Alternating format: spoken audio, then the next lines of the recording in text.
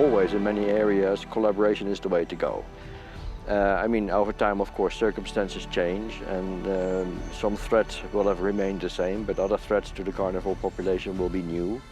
So it was time to revise it, and this workshop that we held over the past 3 days is one of the ways to get that process started. We had a group of people all involved in conservation, explaining what they were doing and raising issues that improve quality of the work of each of the participants. Climate change, is that having an impact on the suitable habitat for carnivores?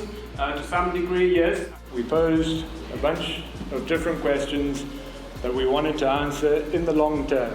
Many times when we look at management plans, action plans, over the last 30 years, increasingly we embrace something called model-based techniques. A lot of the sort of current cutting-edge thinking to do with population monitoring.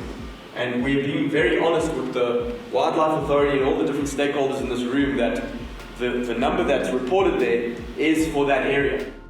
From 2018, the last census we did, and the current one that just come out, they don't show really good results. The numbers tend to be going down.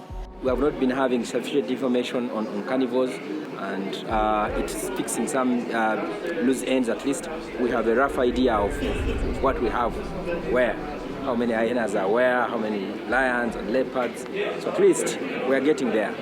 Coming up with this action plan, they need support to law enforcement level because to go and rescue the lives of lions in level. The population which is there, you cannot record the viable population. Possibly, maybe we try to engage communities more, because possibly we need to look at how to change their attitude towards this. First of all, I was quite impressed with the attendance, which was very good, and also by the level of energy in the meeting and in the group work. People really engaged. Collective recognition that there was a problem. Lion numbers were not what they were previously. There is a decline in 2 of the 3 protected areas.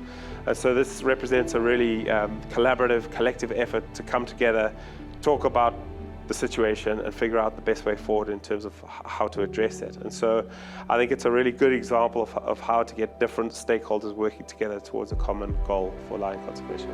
Definitely solutions. We want to plan for the next 10 years. We want to have everything right, and so we hope everything goes well.